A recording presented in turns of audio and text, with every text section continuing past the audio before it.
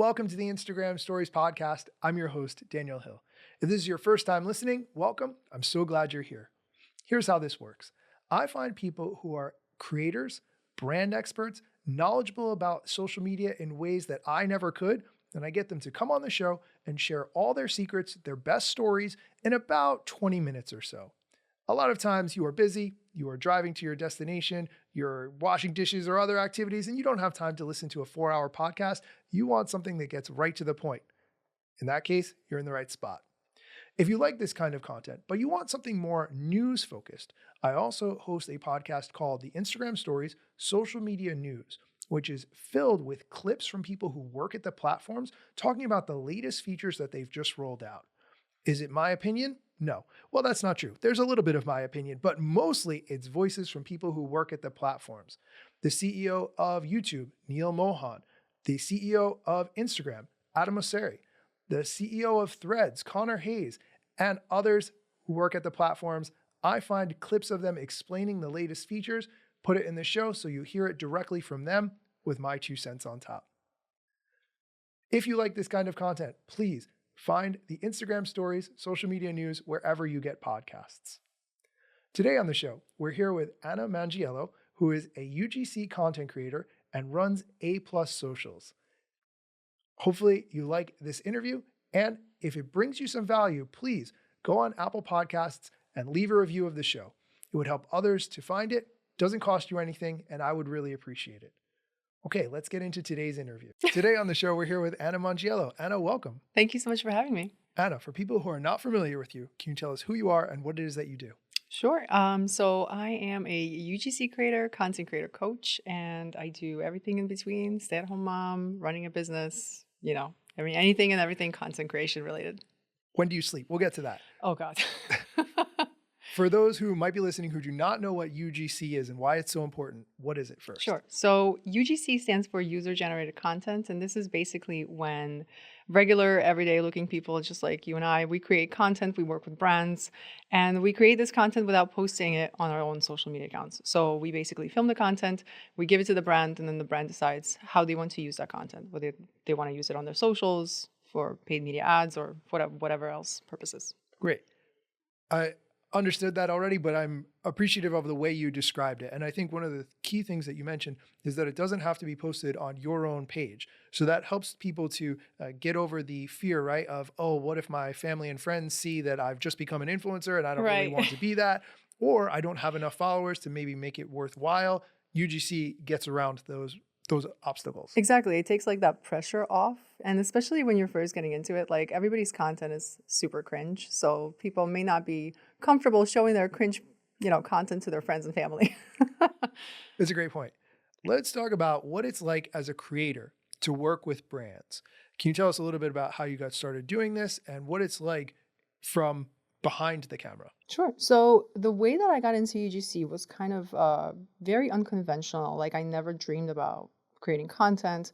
So I was a high school teacher for 10 years. Wow. And I've always had like a side gig of some sort of business / a part-time job on the side besides just teaching. I was bartending forever, waiting tables. And then I also had a jewelry company since 2013. We still have that jewelry company where I would design these pieces for girls that are getting married on the beach. And back in 2021, I was actually hiring UGC creators or content creators to create content for my jewelry company.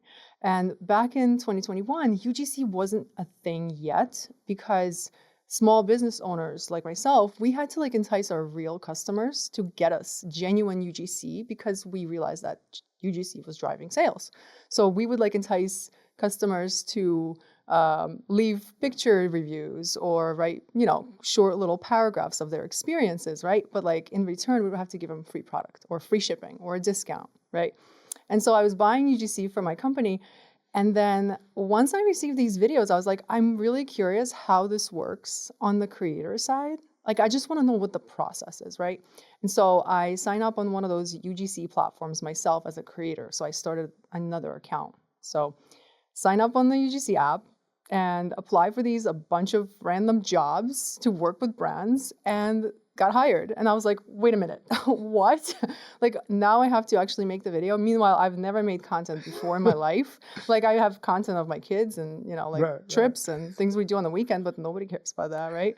So, so once I kind of got into it, I was like, wow, this could legitimately be a business. And then once more creators realized that this is actually in huge demand with brands, it kind of blew up on social media in 2022. And so then there was this boom of like UGC creators who are coming on the scene and working with brands. And I was like, wow, like there's other people like me who are doing this. And it got to the point where I was so busy with brand deals that I came to a realization that teaching full time and doing brand deals and doing my business, my jewelry business at the same time was just completely not sustainable. So I left my teaching job.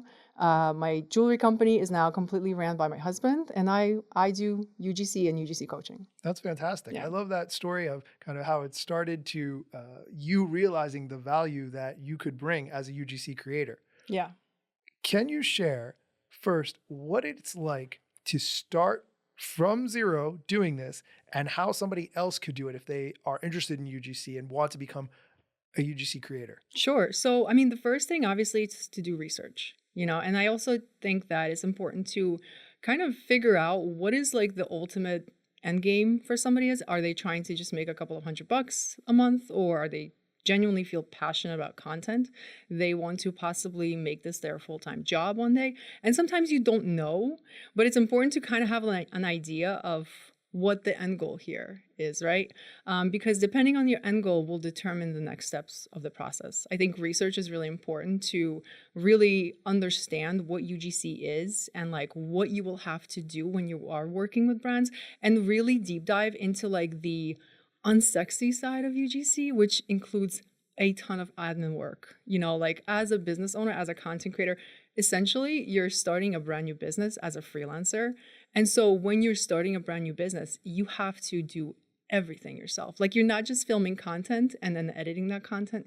You're also, doing emails. You're an office manager. You're an accountant. You're a lawyer. Like you're a janitor. Like you're all of these things. And people need to understand that it is a business and you have to treat it as a business from day one. So it's really important to research, to understand what they're getting themselves into, and then treat it as a business. Come up with a business name, register your socials, study what kind of videos brands will ask you to make, and try to analyze what makes them good. Because essentially, if your content is not good, then you're going to have a hard time dealing with brands. And at the same time, if you're not a good business person, if you don't understand business, you're also are not very likely to grow and scale that business. I'm going to ask you for stories. Sure. And I'm so tempted to start with the nightmare stories, but let's not scare people. So can you share a story maybe of your first brand deal or a brand deal that's gone really well or maybe better than expected before we get to the other side of the coin? Yeah. So there's so many great experience that come to mind. I just thought about this one actually on the drive over. And one of the best collaborations I've ever had was when I had to be a cockroach. Sorry, what? I literally had to be a cockroach. It was for a pest control company. I really just wasn't expecting you to say that word. I think that's why I was messed up. Please continue. So anyways, so I work with this agency and we work together quite often. And the contact person posted like a Twitter thread asking anybody is willing to put themselves out there a little bit. And I'm like, pick me. Like, I love this stuff. And he was like, yeah, so the brand is a pest control company and they want the content to be a little bit, quote, out there. And I was like, this is my chance to become a cockroach. So I pitched my idea, which was to do a skit where I am pretending to be a new homeowner moving into a brand new house. And I'm also playing the role of a cockroach who is waiting for the new homeowner to arrive, right? And they're like so excited. They're plotting how they're going to get all the crumbs and do a complete infestation, right? But then like the new homeowner comes into the house and they spray and they use the product. Got it. And the cockroach is completely distraught and they run out and they have to go to the neighbor's house. Were there costumes involved? Oh, yeah. I figured. Oh, yeah. This is fantastic. It was great. I love the creativity that you got to bring to this scenario. You don't have to answer this question if you're not comfortable, but was it worth it financially to make this investment of time and thought that went into it? And Yeah. was it approved by the brand, by you Yes. actually did it? Yeah. Okay. Yes and yes. And the brand loved it. And to be honest with you, when I get to do collaborations like this, where I get to use my creativity and like the brand gives you like a general guideline and they're like, just run with it. Like, show us what you can do. Like, those are my favorite types of collabs because it gives me the freedom to be creative, to bring my concepts to life, and then also to execute it. And it's fun. Like, it's fun. You know, like I would love to dress up as a cockroach again. Like, I still have the costume. Pest control companies, if you're watching this By the way, and is interested. I just want to say that my neighbors don't know what I do for a living. And I had to film outside. And that was quite the experience. They just think I'm like a regular stay-at-home mom, and then all of a sudden I'm just rocking out the cockroach suit in 90-degree weather in the summertime. I'm just like, yep, this is it. This is it. Were your kids embarrassed? They were at school. Oh, perfect. So they had no idea. So now that we've heard a success story, which I love, by the way, can you share maybe a bit of a nightmare story of why you might tell people to think twice before they jump into this area? Sure. I think that so there's been a few clients that were rather difficult, but when I was first getting into it, I really wasn't confident in my skills at first, and also in my negotiation skills, and also in just the overall idea of how like the business works, what I can push back on. And so I got on this call with a client who sold custom foam pieces. So like if you're trying to replace like couch cushions, or if you're trying to replace like any kind of foam related materials, That makes sense. right? The couch like gets saggy chairs after a or while or right, something. Sure. exactly. I got on the call with this company and they're like, well, we have to like be upfront with you. We change our mind all the time. And as a content creator, I'm like, all right, well, this could be a problem because of the fact that like I need to know what it is that you want me to film. What's the expectation? What kind of video? How can you meet it? Yes. Exactly. Like what kind of video you want me to do? What's the point of the video? Are we trying to do conversions? Are we trying to build awareness? Are we trying to build trust? Like, tell me. And they were like very like wishy-washy about the kind of content they wanted. And so, you know, the script was sent. They approved it. I filmed the content. And then when the content was submitted, they're like, oh yeah, we have to scratch everything. We change our mind. This is not what we want. So then I'm like, because I'm new, I'm like, well, you know, like, how would you expect this content to turn out? And once they gave me the revision request, it was basically required a complete reshoot, which I did at that time because I didn't know any better. And I really wanted to do a really good job. And then they turned around and they said, actually, we want the reshoot for the third time. And that was when I was like, wait a minute. Now I think that they're just taking advantage of me because they still have access to the other two videos that I made. So what's going to stop them from using the third video and possibly using it for a different purpose? And you're not charging them per video. You're charging them for the whole project for them to sign off on the end result. Right. Yep, correct. So at that point, I kind of was like, all right, well, this is going to have to be compensated if you guys want me to reshoot the third video because it requires so much planning. It requires a new script, new editing, everything. And they didn't want to compensate me for, so I kind of just stood my ground and they threatened to sue me. And I was like, well, you guys actually signed my contract. And because they did not follow the contract themselves in the beginning with the timeframes and a bunch of other legalities, they just decided to walk away. And I was like, I'm happy this collaboration's done. Like, cool, but no thanks. Just for curiosity, do you build revisions into your contracts and kind of how do you handle that? Yeah. So every single brand collab gets a revision round or 2 rounds of revisions. It depends on what they want, to be honest with you. I'm very like easygoing when it comes to that stuff. Reshoots are typically not included, but to avoid reshoots, I script out all of the videos beforehand and I provide the script to the brand for approval so they know exactly what I'm going to be filming before I actually press record. So that way, that aspect is ensures that the brand is happy and they know exactly what's expected. So if they want me to change a scene or, you know, use a different script, that's their opportunity to do so at that time. Yeah. Tell you before you film it, before you edit it, before you... Yes, exactly. That completely makes sense. One of the things that I did want to talk about as well is your membership community and Mhm. your coaching. Can you talk a little bit about how you got started teaching others how to do UGC and what kind of support you provide? Sure. So, right now I offer potential students or people that want to get into UGC a course called the 2 Hour Creator. And the whole premise of the course is to teach you how to do content creation, how to work with brands in as little as 30 days and 2 hours a day. And it's primarily geared towards people who are busy, who have responsibilities, who have a 9 to 5, who have kids, and who cannot dedicate, 8 hours a day to content creation. And they still want to get started and they still want to learn the most essential parts of the business. So that way they're set up for success and they can actually build it into something that's sustainable long term, right? Because of my teaching background and because I taught high school for 10 years, honestly, like when I got into UGC, when I made UGC my full-time job, I missed that. Like I miss that personal connection that I used to get with my students. Because when you're working out of your own house, I mean, let's be real, it can be a little bit isolating, it can be a little lonely. So I kind of pivoted into coaching because of the fact that I missed interacting with people and having that conversation one-on-one or in a group setting. And so I created my course and then eventually created my community, the A+ Creator community, where we have weekly coaching calls and I have guest speakers come in and I post opportunities that don't align with me into the community and my students apply for those opportunities. So there's a lot of stuff going on and it's very supportive and it's specifically intended for people that are a little bit older because majority of content creators are younger females. And so there's a lot of information on how to get started in the content creation space, specifically geared for younger people, or at least, people in their 20s. But when it comes to content creation and brands hiring creators, they need all kinds of creators. And the older you are, the less competition you're going to see in the space of UGC.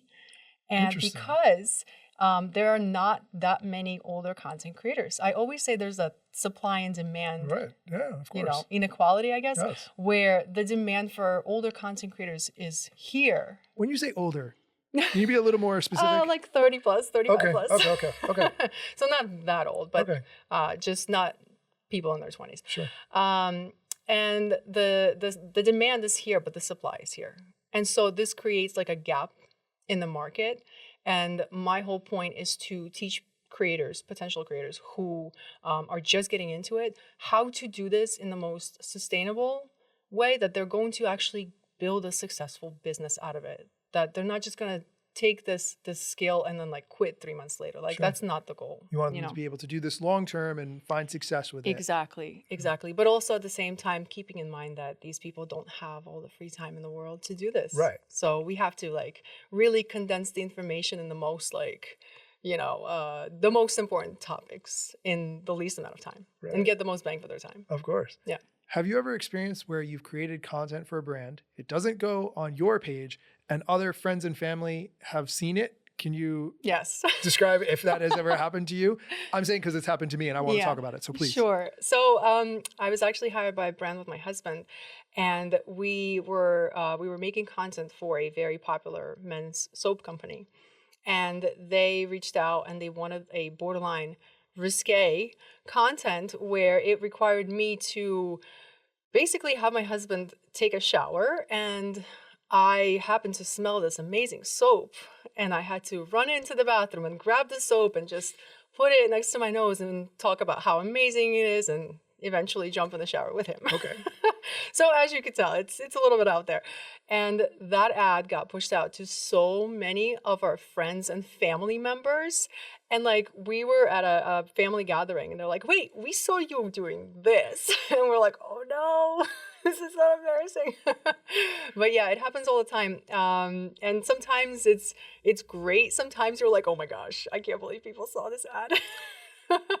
And that's kind of, I think, a thing that I did not realize the first time it happened to me. So I did a UGC ad for a company, and they promoted it to not only people who are connected with me, friends, family, have my phone number, email address in their address book, but also people who interact with me at the same locations I'm at. So I experienced going different places and people saying, hey, I've seen your ad. And I'm like, oh, I'm not prepared for this conversation. I asked the guy at the gym who I don't really know for a spot one day, and he said, sure. And by the way, I have seen your ad. It is very good. And I was just so unprepared to talk about that.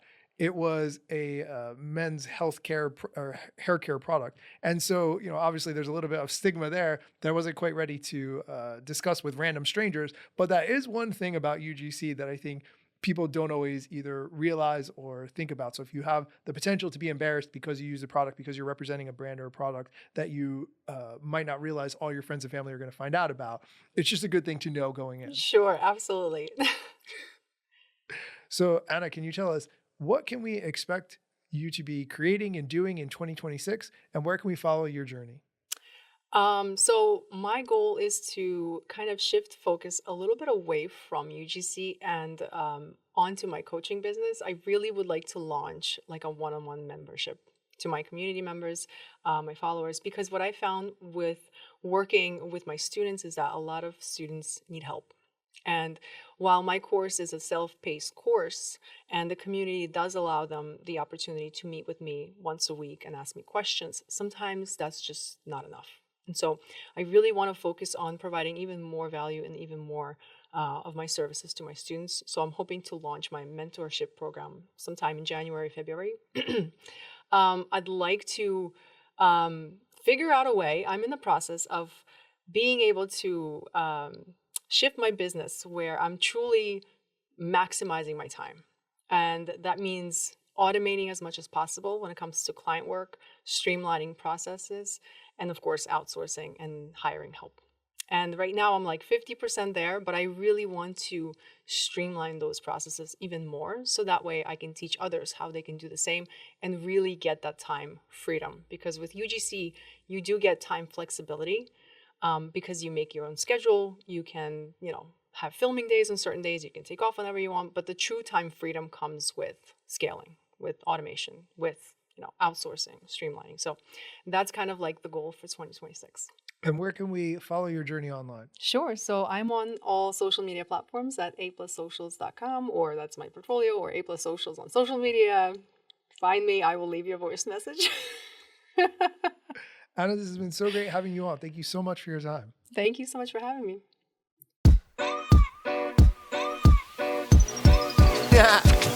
Let's get it. The year was 2013. You posted your first pic and you're glad your post got seen. Your friends liked it too, but what you didn't know is what posting on that platform would do. Taking all your time and attention, doom scrolling. Also, let me mention, you gotta post on every platform, putting content on every set just to conform. Likes gave you validation and you got hooked. Now engagement is down, you feeling overlooked. Hey, keep coming back for more podcasts. And find me on Instagram at Daniel Hill Media. I'm gone.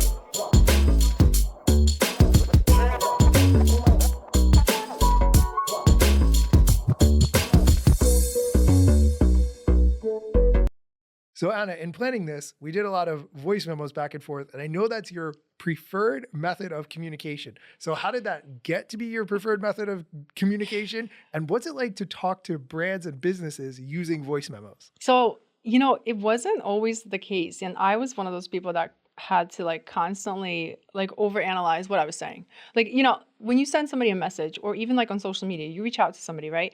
And, you have to reply back to them. That person that asks you questions, and what I found myself doing was that I was spending so much time, not only typing out a perfectly crafted response, but then also going back and proofreading. And I don't know about you, but I get in my own head about overanalyzing how certain things sound. And you don't want to come off a certain way or another way. Right. So I don't remember when it exactly started, but I just started to press record. And I think it started with my students first and just leaving a 5-minute rant answering their questions in detail. And people were like, wow, I didn't know that you can leave a voice message. And I was like, yeah, I mean, this is what we're going to do from now on. And that's it. And that just kind of evolved into me just replying to all messages with a voice message.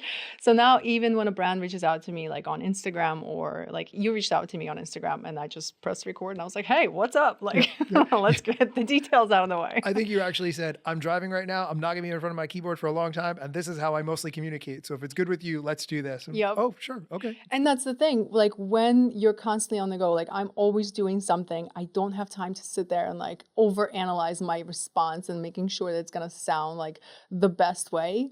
I just press record, I just yap away. And it's great because people get to know me personally, you know, and they also get to hear my intonation, my tone of voice. And so I feel like the communication is a little bit more personal when it comes to that stuff. And I started to do that with my friends with text messages. I started to do that with business inquiries. And I don't know, it just takes that pressure off, to be honest with you. Absolutely. It just works. The downside is you can't easily reference a message unless you know which voice memo it is that has that information, especially if there's like a couple of them going back and forth over the course of a few days. It's hard to figure out which message to reference.